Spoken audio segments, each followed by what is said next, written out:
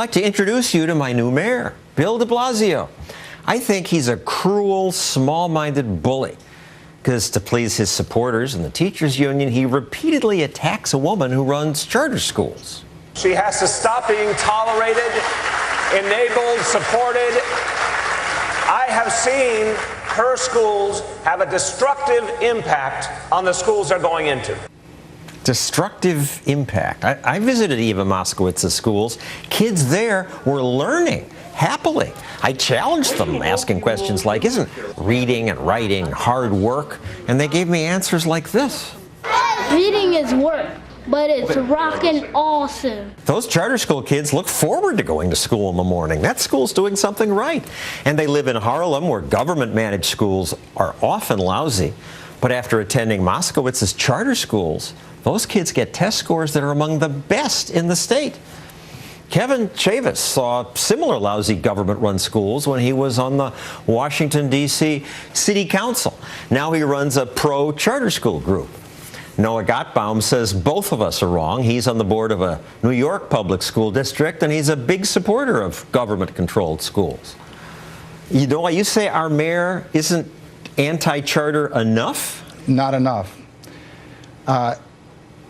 In the recent rollback, he rolled back 3 out of 17 charters. He allowed many others, that's true. It's not against charters. It should be, but it isn't. Why? Some of the charters do great.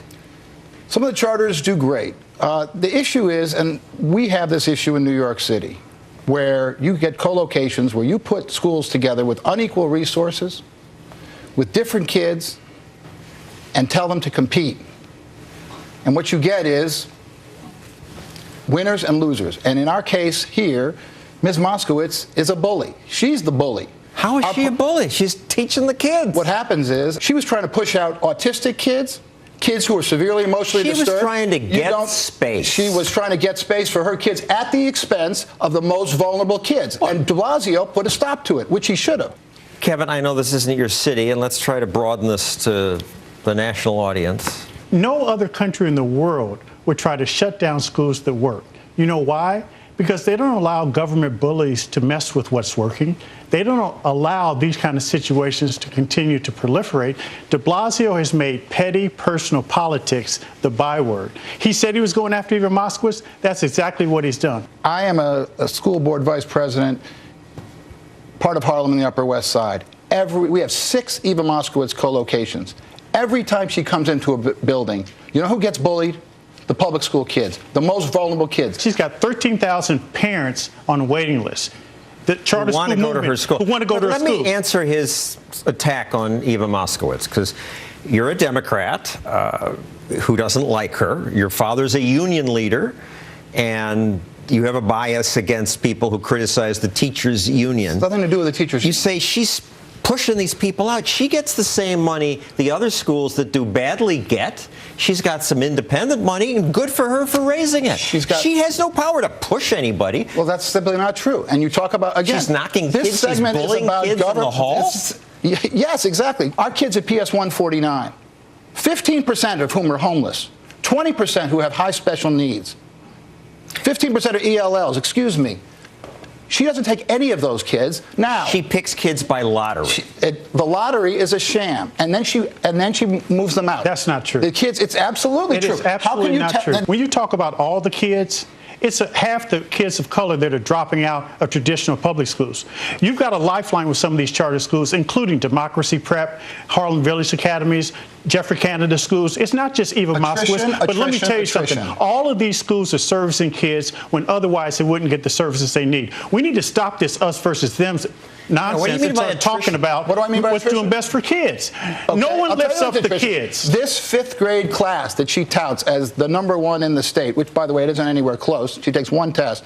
But this 5th grade class that would be pushing out special needs kids and the kids at PS 149, that class started out with 100 kids. You know how many kids I got today? No idea. 51. Where do you think the other 49 went? Why do you think they're gone?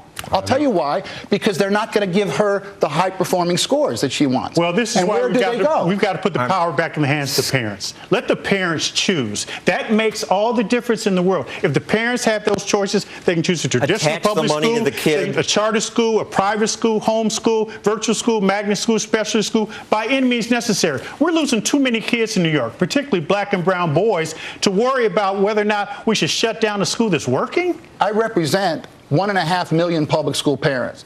There are 1.1 million kids in the public schools and only 6%, 70,000 in the charter But there's a schools. 50,000 person waiting list on the charter schools. That waiting list is so phony, Kevin. It's not. It's absolutely not. You tell me why if she had such a big waiting list, she had a 1,500 person waiting list, she couldn't fill her class. If you want to have choice, it's about choice. And if that's it is what you about want, choice. I do want choice. What we need to do is invest in our public schools and make sure that every neighborhood school is a good one. We've invested $20,000 per student in New York City. First of all, we've invested less than that, and then we still have no counselors for our kids. We still have over $20,861. Yep, and why is it? For special needs kids, $27,000. And we're not complying. That money's not going there. It's not happening. The court because just it's put it in up. your government monopoly where money disappears. You may say that, but the bottom line is that the kids aren't getting the services, and it's not correct. And by the way, the courts said you're underfunding our public schools. Even the governor, who's a Democrat like you, has woken up to the idea that your ideas might not be great for the kids. Woken up to left-wing campaign governor contributions. now says charter schools are good.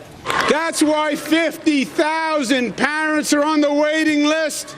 And our point today is parents deserve a choice.